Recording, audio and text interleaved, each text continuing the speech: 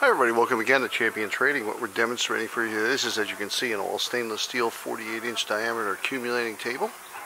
And a unique feature, it has a complete cover. So if you happen to be accumulating your bottles in the rain, you're all set. Actually for dust and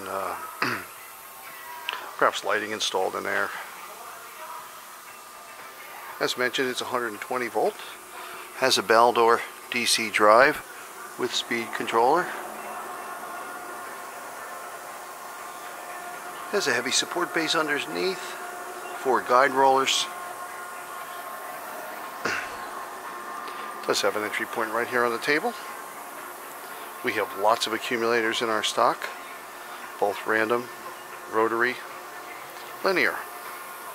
We have everything else in packaging and processing, so we do hope you'll visit our website at www.champtrading.com. And we look forward to hearing from you.